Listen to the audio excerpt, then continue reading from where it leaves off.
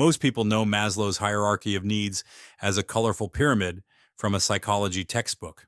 Food and water at the bottom, safety above that, then love and belonging, esteem, and, balanced at the very top like the cherry on an extremely academic sundae, self-actualization. The usual lesson is simple: satisfy the lower needs, climb to the next level, and eventually become the person you were meant to be. But that tidy interpretation is misleading. Human beings do not move through life like a token advancing across a board game. A wealthy executive can have financial safety and no sense of belonging. An admired athlete can have status and no self-respect. A struggling artist can create extraordinary work while worrying about rent. A person can look self-actualized on Tuesday and become a frightened animal on Wednesday when the doctor calls, the market crashes, or a relationship ends. Maslow's hierarchy is not really a ladder we climb once. It is a pattern we keep repeating. And once you see that, the theory becomes far more useful, because many of the problems we call communication problems, motivation problems, discipline problems, career problems, or money problems are actually level problems. We are trying to solve a need on the wrong floor. We offer logic to someone who feels unsafe. We offer praise to someone who feels disconnected. We prescribe ambition to someone who is exhausted. We buy status when what we need is belonging. We call ourselves lazy when the real problem is that the habit threatens our identity. In this video, we are going to take Maslow out of the textbook and put it to work in 5 places where it quietly governs our behavior: relationships, work, investing, personal growth, and exercise. First, we'll correct 3 things people usually get wrong about the hierarchy, including the fact that Maslow never drew the famous pyramid. Then, we'll run each part of life through the 5 needs and look for the hidden motive underneath the visible behavior. Finally, I'll give you a practical audit you can use to identify the lowest unstable level in any problem you are facing. The proof comes from Maslow's own writing, later research on human needs and well-being, modern work on motivation, and examples that are painfully recognizable from ordinary life. And the central idea is this: you cannot reliably think your way out of a problem that your nervous system believes is about survival. If you enjoy ideas that reveal the hidden structure beneath ordinary life, please consider liking this video, subscribing, and sharing it with someone who enjoys looking one layer deeper. I'm genuinely grateful that you chose to spend this time here. Let's start at the bottom, or more accurately, with why there may not be a bottom at all. Part 1. What Maslow actually meant. Abraham Maslow introduced his theory of human motivation in 1943. Psychology at the time was heavily shaped by 2 traditions. Psychoanalysis often studied neurosis, conflict, and pathology. Behaviorism studied observable behavior through reward and punishment. Maslow thought both approaches were looking at incomplete pictures of humanity. If you only study damaged people, he argued, you may learn a great deal about damage without learning what a healthy person can become. He wanted a psychology that could also explain creativity, meaning moral courage, fulfillment, and human possibility. His hierarchy described 5 broad families of needs. Physiological needs include food, water, sleep, shelter, and the basic requirements of the body. Safety needs include protection, stability, predictability, health, order, and freedom from constant threat. Love and belonging include affection, friendship, intimacy, family, and membership in a group. Esteem includes both respect from other people and a more durable internal form: competence, mastery, independence, and self-respect. Self-actualization is the drive to realize one's capacities, to become, in Maslow's famous formulation, what one is capable of becoming. But 3 corrections matter. First, Maslow did not invent the pyramid. The triangular diagram arrived later through management education. It made the theory memorable, but it also made it look far more mechanical than Maslow described it. Second, Maslow did not say one need must be completely satisfied before another appears. He wrote in terms of relative satisfaction and dominant needs. Several motives can operate at once. One simply tends to become louder. Third, the precise order is not a universal law. Research has supported the broad importance of the needs, but not a rigid sequence that applies identically to every person and culture. People love during wars. They make art in poverty. They sacrifice safety for family, dignity, faith, or principle. The poet does not put down the pen until the dental insurance arrives. So why keep the model? Because a map does not have to reproduce every tree to help you find the road. Maslow gives us a vocabulary for asking a better question. What need is this behavior attempting to satisfy? That question separates the surface goal from the hidden goal. A person says, I want a promotion. That could mean, I need enough money to stop feeling vulnerable. It could mean, I want my father to finally respect me. It could mean, I need proof that I am competent. Or it could mean, I have outgrown this role and want to build something worthy of my abilities. Same promotion, four different motives, four different definitions of success, four different ways the achievement can fail to satisfy. The hierarchy is most useful not as a staircase, but as a control panel. When one light begins flashing, it can commandeer the entire machine. Maslow called the lower levels deficiency needs. Their absence creates pressure. Hunger demands food. Isolation demands connection. Humiliation demands restored status. The need grows louder when it is deprived. Self-actualization behaves differently. It is a growth need. Learning, creating, and developing capacity do not always reduce the appetite. They can enlarge it. You do not finish becoming yourself in the way you finish lunch. That distinction, deficiency versus growth, will matter in every area we examine. Relationships. Stop arguing with the top layer. Relationships are where Maslow's hierarchy becomes almost embarrassingly visible. We usually assume conflict is about the stated subject, the dishes, the text that went unanswered, the money spent, the in-laws, the tone of voice, or the mythical correct setting for the thermostat. But the stated subject is often just the handle. The emotional weight comes from a threatened need underneath it. At the physiological level, the lesson is blunt. Bodies participate in relationships. Two people who are underslept, hungry, sick, overstimulated, or physically depleted do not enter a disagreement as neutral philosophers. They enter with narrower attention, weaker impulse control, and a nervous system already charging interest. This is why one of the most practical relationship tools is almost insultingly simple. Do not attempt constitutional reform at 11:30 at night. If the argument becomes strangely absolute, you always, you never, this whole relationship. Check the body before analyzing the marriage. Eat, sleep, lower the temperature. Revisit the issue when both nervous systems have stopped behaving like cornered raccoons. This does not make the issue unreal. It makes resolution possible. The second level is safety. And here, we reach one of the most misunderstood truths about intimacy. Love does not feel like love when it is unpredictable. Safety in a relationship is not merely the absence of physical danger. It is the expectation that honesty will not be punished, vulnerability will not be weaponized, affection will not be withdrawn as leverage, and conflict will not threaten the existence of the bond every time. If one partner raises a small concern and the other explodes, mocks, disappears, or announces that perhaps they should separate, the subject of the next disagreement is no longer the original concern. It is safety. Once safety is unstable, the person may begin monitoring tone, timing, facial expression, and microscopic shifts in mood. The relationship becomes a weather station. That vigilance consumes the attention that intimacy requires.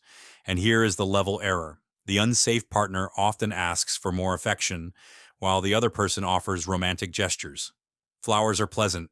They do not repair unpredictability. Safety is rebuilt through consistent behavior, truthful explanations, kept promises, boundaries, and repair after conflict. You cannot surprise vacation your way out of chronic uncertainty.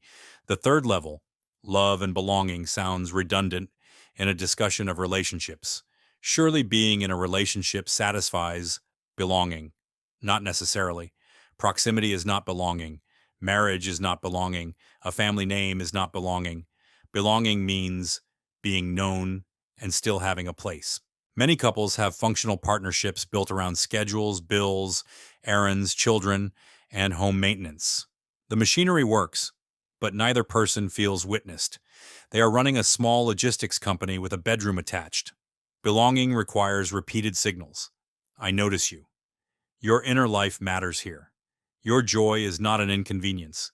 Your difficulty does not make you disposable. The obscure point is that belonging is created as much by ritual as by revelation. Weekly coffee, the greeting at the door, the phrase used after an argument, the family meal, the private joke no outsider understands. Ritual turns affection into infrastructure. At the fourth level is esteem. Healthy relationships do not merely provide love, they protect dignity. Each person needs to feel capable, respected, and free to retain an identity that is larger than the relationship. This is where rescuing becomes dangerous. Constantly solving another adult's problems can look generous, while quietly communicating, I do not believe you can handle your life. The rescuer receives importance. The rescued person loses competence. Both can become dependent on the arrangement. Praise can fail for the same reason. If all admiration is directed toward appearance, income, popularity, or usefulness, affection becomes conditional on performance. Durable esteem grows when partners recognize character, effort, judgment, courage, craft, and growth. Maslow distinguished external reputation from self-respect. A relationship can provide enormous external validation while damaging internal esteem. The glamorous couple online may be living inside a two-person reputation management firm. At self-actualization, a relationship becomes more than a shelter from loneliness. It becomes a place where two people help each other become more fully themselves. That does not mean constant optimization. Nobody wants a spouse acting like an unsolicited life coach before breakfast. It means the bond can tolerate development. One person can learn, change careers, reconsider an assumption, create something, or become less convenient without being treated as a traitor to the original arrangement. The deepest relationships contain both roots and room. This gives us a 5-question relationship audit. Are our bodies depleted? Do we feel emotionally and practically safe? Do we experience genuine belonging or merely proximity? Does the relationship strengthen or erode each person's self-respect? And does it give both people room to grow?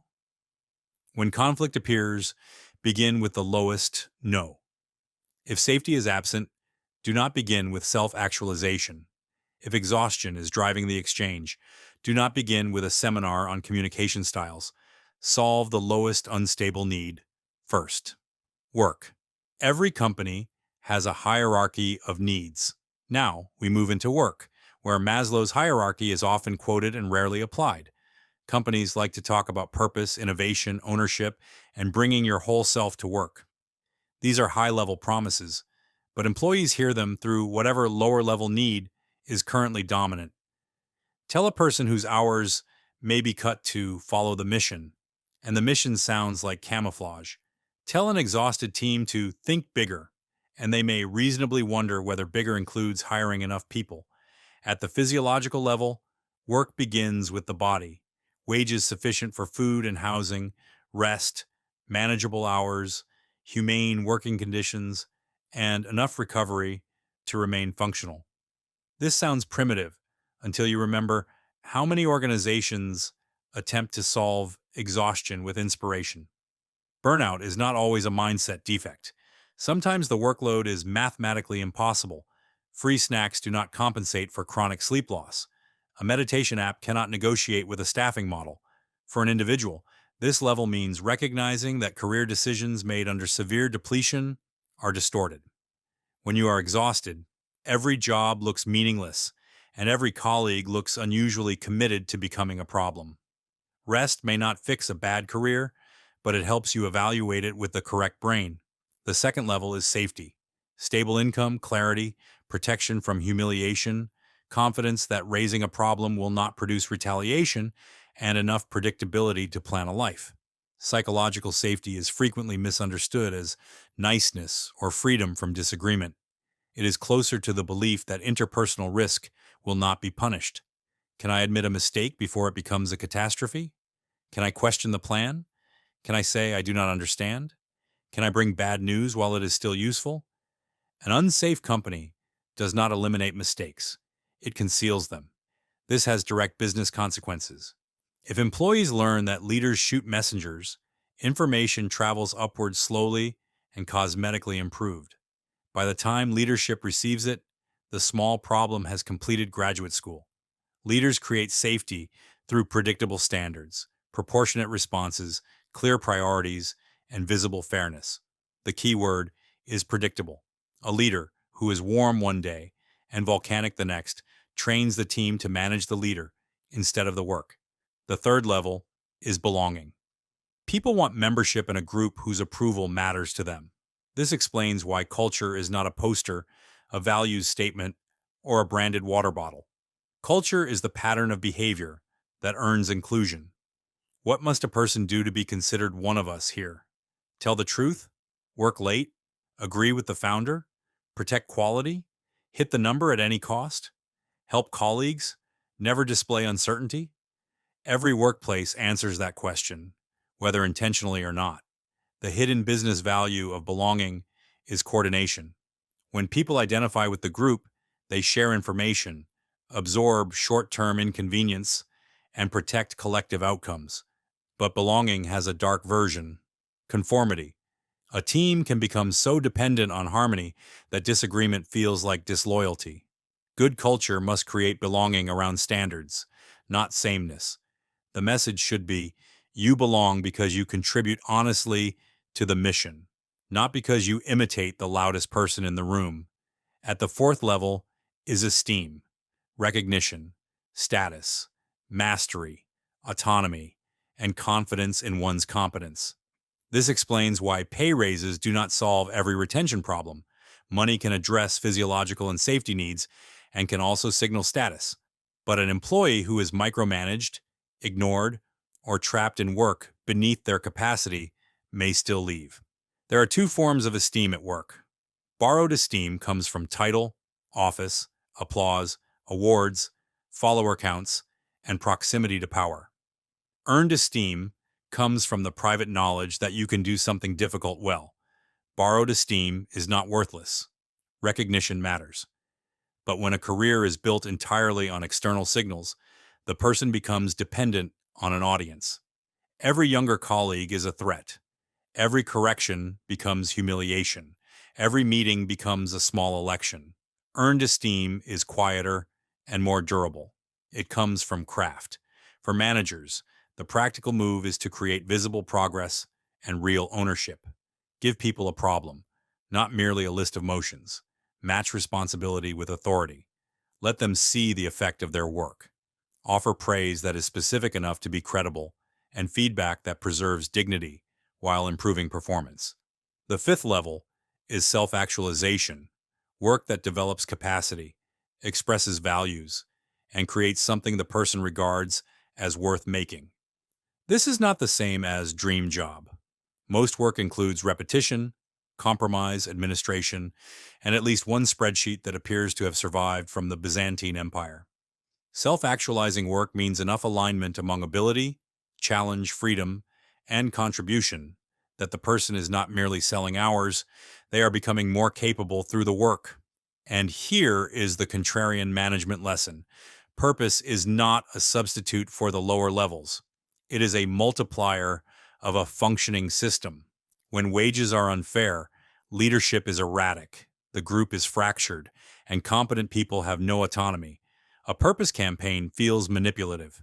The company is decorating the penthouse, while the plumbing fails downstairs. This hierarchy also applies to businesses themselves. Physiology is cash flow. Without cash, the organization cannot breathe. Safety is reserves, compliance, cybersecurity, reliable operations, and diversified dependencies. Belonging is customer trust, employee culture, partnerships, and a place in the market. Esteem is reputation, differentiation, competence, and proof that the company can execute. Self-actualization is innovation, mission, category creation, and the ability to pursue work beyond immediate survival. Founders often reverse the order.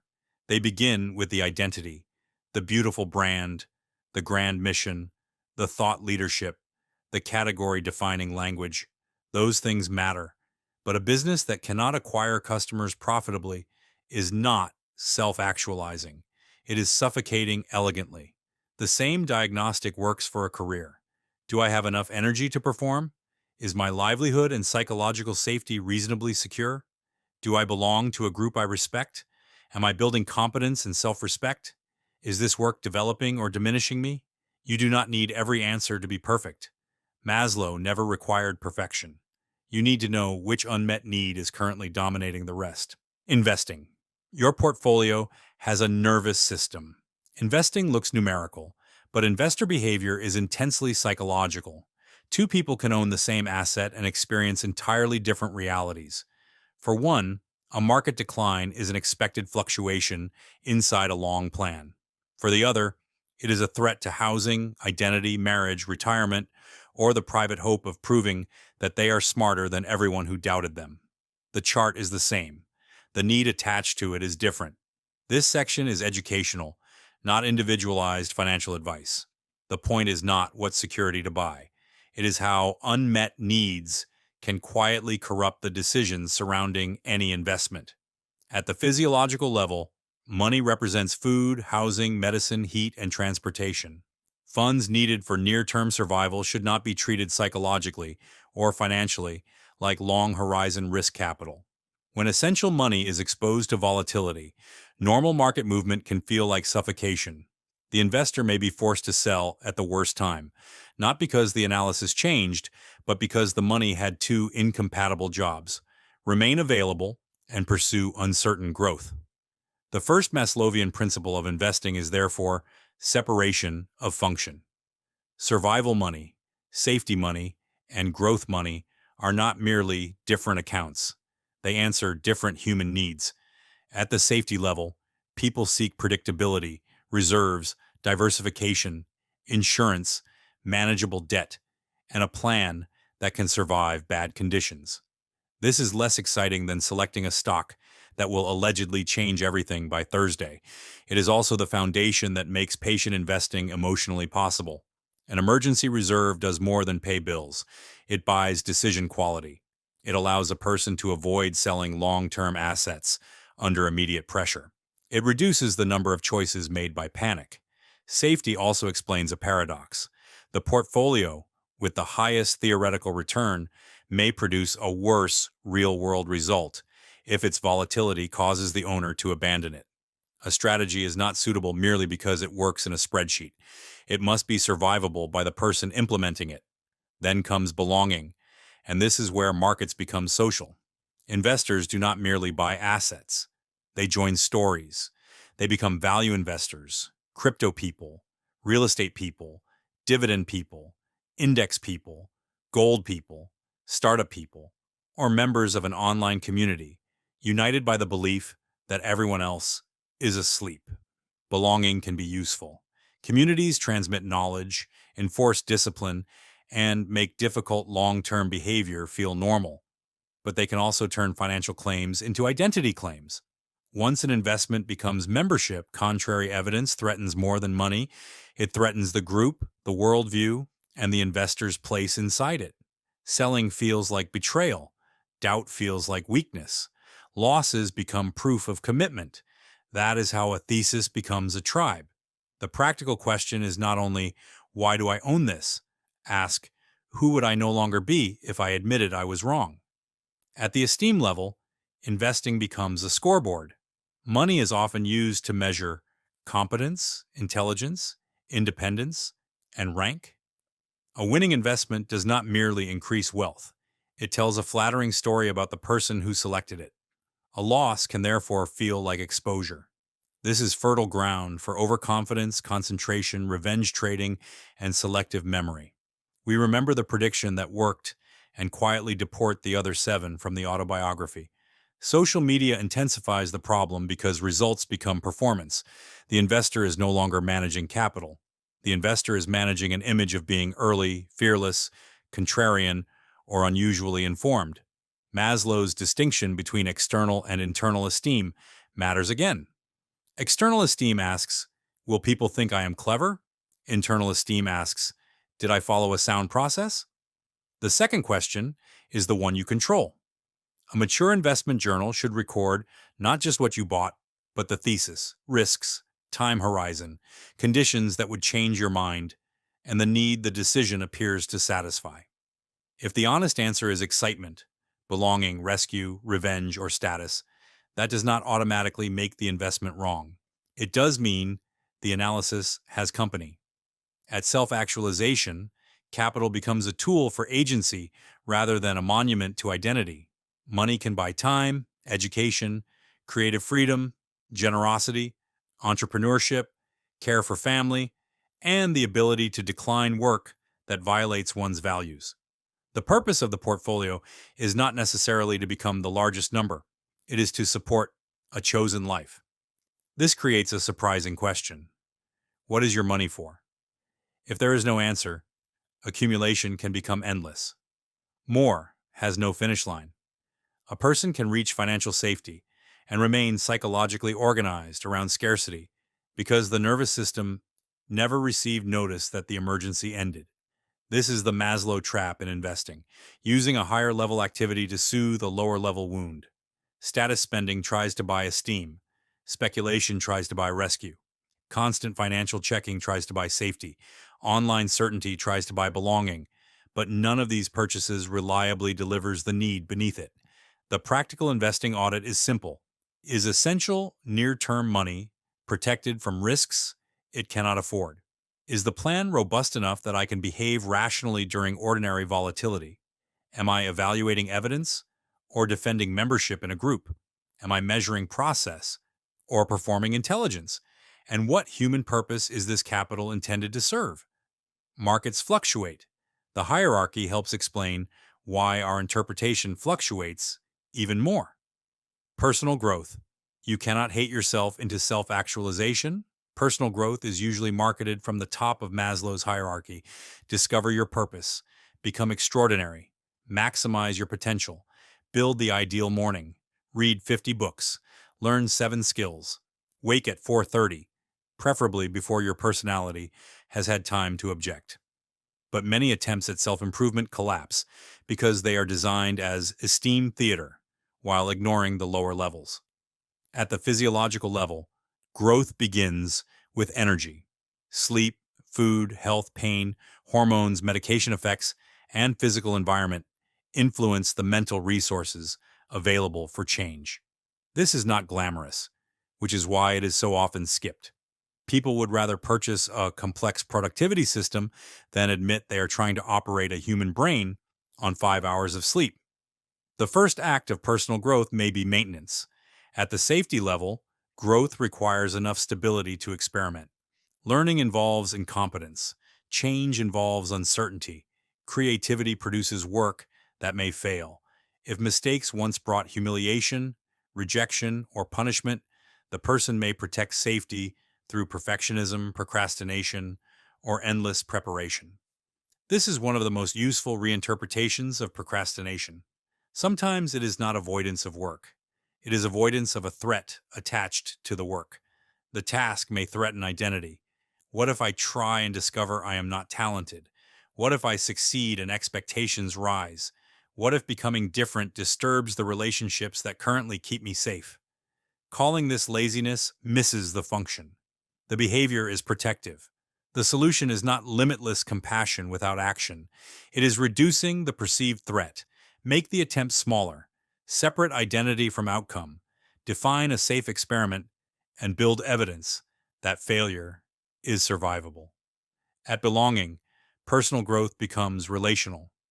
We like the myth of solitary transformation, the lone genius, the disciplined monk, the hero disappearing into the wilderness. But people absorb standards from groups. Your environment quietly defines what is admirable, normal, embarrassing, and possible. If everyone around you mocks effort, learning requires a social cost. If your group treats health, craft, curiosity, or financial responsibility as normal, discipline requires less heroic force. This is why choosing a peer group can be more effective than choosing another goal. The group changes the emotional price of the behavior, but growth can also threaten belonging. Families and friendships develop equilibrium. If one member changes, the others must adjust.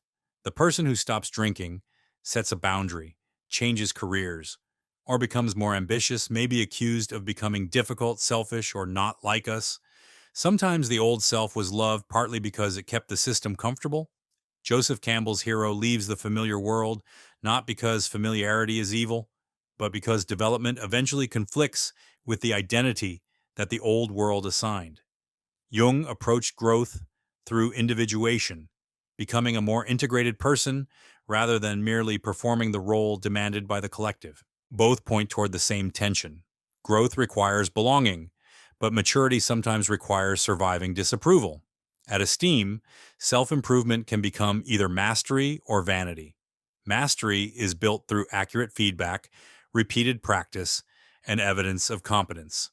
Vanity is built through the appearance of improvement, collecting books, announcing plans, designing systems, purchasing equipment, and consuming content about action in place of acting. The performance is seductive because it gives a small advance payment of status without the risk of real work. This is where Daniel Kahneman's distinction between the experiencing self and the remembering self offers a useful parallel.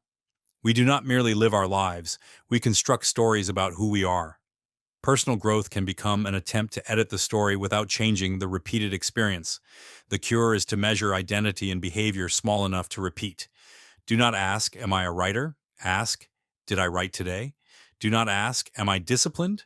Ask, did I keep the promise I made this morning? Do not ask, have I found my purpose? Ask, what responsibility am I willing to practice before anyone applauds? Self-respect is memory. It is the accumulated record of promises kept or abandoned. At self-actualization, growth stops being a project designed to repair unworthiness. It becomes expression. Maslow studied people he considered unusually healthy and creative. He observed qualities such as realism, autonomy, appreciation, spontaneity, concern beyond the self, and what he called peak experiences, moments of absorption, unity, awe, and vivid aliveness. Self-actualization is often presented as becoming exceptional. A better interpretation is becoming less divided. Your actions, abilities, and values begin pointing in the same direction. You use what you possess. You stop organizing the entire life around approval. You accept limits without confusing them with excuses. Later in his work, Maslow explored self-transcendence, devotion to something beyond the isolated ego. This corrects a weakness in the popular pyramid. The final destination is not a perfectly optimized individual standing alone at the summit. It may be service, love, truth, beauty, faith, craft, community, or a cause that makes the self less central. Nietzsche's idea of becoming who you are is often interpreted as ruthless self-invention. But becoming is not simply adding power, it is also shedding imitation. Seneca offers the quieter compliment. No favorable wind helps the person who does not know which port they seek. Personal growth therefore requires two audits.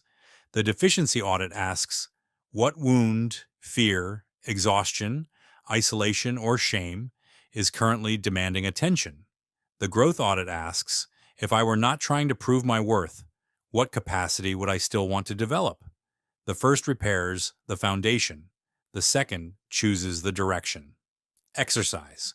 Build the habit from the body. Up exercise is usually treated as a discipline contest. People succeed because they possess willpower. People fail because they are lazy. This explanation is emotionally satisfying and practically useless. Exercise can satisfy every level of Maslow's hierarchy, and the level used to motivate it strongly affects whether the habit survives. At the physiological level, exercise supports the body, but the body also sets constraints. Sleep, nutrition, pain, illness, mobility, age, medication, and recovery capacity affect what training is sustainable. The beginner mistake is to design exercise for the fantasy body rather than the present body. The plan is copied from a younger athlete, an influencer, or the remembered self from 20 years ago. The body responds with excessive soreness, fatigue, or injury. The person concludes, exercise is not for me. The problem was not exercise. It was a negotiation conducted without the other party present. Start with a dose the current body can recover from. A routine that looks unimpressive and continues is superior to a heroic routine that becomes a 3-day historical event. At safety, the relevant needs are confidence, predictability, technique, and freedom from humiliation or injury. Gyms can feel threatening to beginners because they combine unfamiliar equipment, mirrors, public performance, physical vulnerability, and the suspicion that everyone else received an instruction manual at birth. Reducing threat matters. Visit at a quiet time. Learn 5 movements instead of 50. Work with a qualified professional if needed. Use walking, home exercise, a pool, or another environment where attention can remain on movement rather than surveillance. Safety also means progression. The body adapts to appropriate stress, not random punishment. Pain is information, not proof of moral character. Anyone beginning exercise after a long break or with health concerns should seek appropriate medical guidance. At Belonging, movement becomes social. Teams, walking groups, classes, training partners, and clubs create accountability. But their deeper power is identity. Showing up means entering a place where your absence is noticed and your effort has witnesses. The obscure point is that the strongest exercise community is not necessarily the most intense. It is the one whose norms match the identity you can sustain. If the culture celebrates injury, extreme restriction, or humiliation, belonging can keep you in harmful behavior. If it celebrates consistency, technique, improvement, and mutual encouragement, belonging reduces the need for willpower. At Esteem, exercise provides unusually honest feedback. The weight moves or it does not. The walk becomes easier. Balance improves. Distance increases. Recovery changes. You gain evidence that deliberate effort alters capacity. That evidence can rebuild self-trust far beyond the gym. But Esteem has a trap. If exercise is driven entirely by appearance, comparison, or punishment, the goalpost moves with the body. Progress produces only temporary relief before attention locates another defect. External validation may begin a habit. It is a fragile fuel for maintaining one. Modern motivation research offers a helpful refinement here. People tend to sustain behavior more effectively when it supports autonomy, competence, and relatedness. When they have meaningful choice, can experience improvement, and feel connected to others. Translated into ordinary language, choose a form of movement you do not hate, make progress visible, and involve people who make showing up easier. At self-actualization, exercise becomes a practice rather than a correction. It can express courage, patience, skill, vitality, exploration, or respect for the instrument through which the rest of life is experienced. A runner may enter a state of absorption. A lifter may discover patience. A martial artist may find discipline. An older adult may train not to resemble a magazine cover, but to preserve independence, play with grandchildren, carry groceries, travel, and remain an active participant in life. The motive moves from I exercise because my body is unacceptable to I train because my life asks something of my body. That is a far more durable sentence. Here is the 5-level exercise audit. What can my current body recover from? What would make movement feel safe and repeatable? Who could make consistency social? How can I measure competence rather than appearance alone? What larger life does this training allow me to live? If you keep failing at exercise, do not immediately demand more discipline. Find the lowest unanswered question. The cross-domain pattern. Now place all 5 areas beside one another, and a larger pattern appears. In relationships, safety allows honesty. Belonging allows intimacy. Esteem allows mutual respect. Growth allows 2 people to become more fully themselves. At work, safety allows truth. Belonging allows coordination. Esteem allows ownership. Growth allows innovation. In investing, safety allows patience. Belonging shapes narratives. Esteem affects risk and ego. Self-actualization gives money a purpose. In personal growth, safety allows experimentation. Belonging changes norms. Esteem builds self-trust. Self-actualization aligns ability with meaning. In exercise, safety allows repetition. Belonging supports consistency. Esteem grows through competence. Self-actualization turns movement into a chosen practice. The same needs rhyme across different systems, and that gives us 5 universal rules. Rule 1: lower level instability taxes higher level performance. When safety is threatened, attention narrows. When belonging is threatened, social information becomes urgent. When esteem is threatened, feedback feels dangerous. The higher task may remain possible, but it becomes more expensive. Rule 2: the visible goal may be serving an invisible need. The promotion may be about safety. The relationship may be about esteem. The investment may be about belonging. The workout may be about punishment. The self-help project may be about earning love. Ask what emotional result you expect the achievement to deliver. Rule 3: substitutes provide relief without satisfaction. Status can imitate belonging. Control can imitate safety. Attention can imitate love. Consumption can imitate growth. Busyness can imitate competence. The substitute is dangerous because it almost works. It creates enough relief to repeat the behavior, but not enough satisfaction to end it. Rule 4: satisfaction is not permanent. Needs recur. The body must sleep again. Trust must be maintained. Belonging must be renewed. Competence must meet new challenges. Meaning must be reinterpreted as life changes. There is no final summit where the maintenance of being human ends. Rule 5: growth is healthiest when it is not being used as an escape from deficiency. Ambition built on terror may produce impressive results, but it does not necessarily remove the terror. Fitness built on disgust may change the body while preserving disgust. Wealth built on humiliation may increase status while leaving self-respect untouched. Achievement can change circumstances. It cannot always heal the reason achievement became compulsory. The Maslow audit. Here is a practical exercise you can use tomorrow. Choose one area that feels stuck: a relationship, career decision, financial pattern, growth goal, or exercise habit. Write the visible problem in one sentence. I cannot stay consistent with exercise. My team avoids responsibility. We keep having the same argument. I panic whenever the market falls. I keep planning a project but never begin. Then move through 5 questions. First, physiological.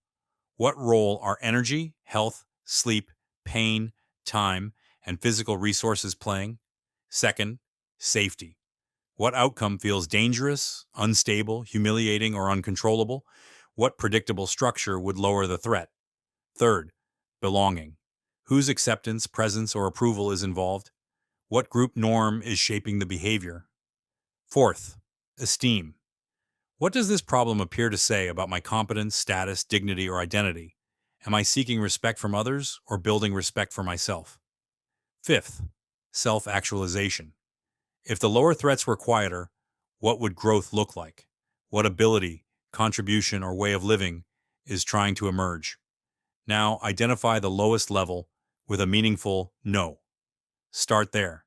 Not because higher needs are fake. Not because the order is absolute.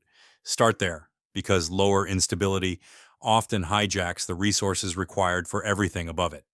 If you cannot focus at work because you are sleeping 4 hours, begin with the body.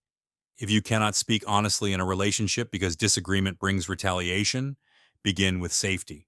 If exercise feels like solitary punishment, add belonging. If investing has become a public test of intelligence, move the scorecard from applause to process. If personal growth has become another way to prosecute yourself, separate development from worth. Then choose one intervention, small enough to perform within 48 hours. Go to bed 1 hour earlier. Create a clear rule for how conflict pauses and resumes.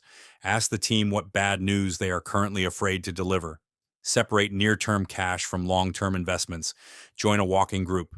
Spend 20 minutes producing the work instead of redesigning the plan. The hierarchy becomes useful, the moment it changes the next action. Build from the lowest truth. Maslow's hierarchy survives not because the pyramid is scientifically perfect. It is not. It survives because it captures a recurring truth about human beings. Some needs become difficult to ignore when deprived, and the motive underneath our behavior is often different from the explanation we give. The pyramid taught generations to imagine life as upward movement, but a better image may be a house we inhabit every day. The body is the ground. Safety is the structure. Belonging is the warmth inside it. Esteem is the confidence to stand upright in your own room. Self-actualization is what you choose to make, learn, give, or become once the house is sufficiently livable. You will still move between rooms. Storms will damage the roof. People will leave. Careers will change. Markets will fall. Bodies will age. The house is never permanently finished. But you can learn to identify where the trouble actually is. You can stop buying decorations for a room with no heat.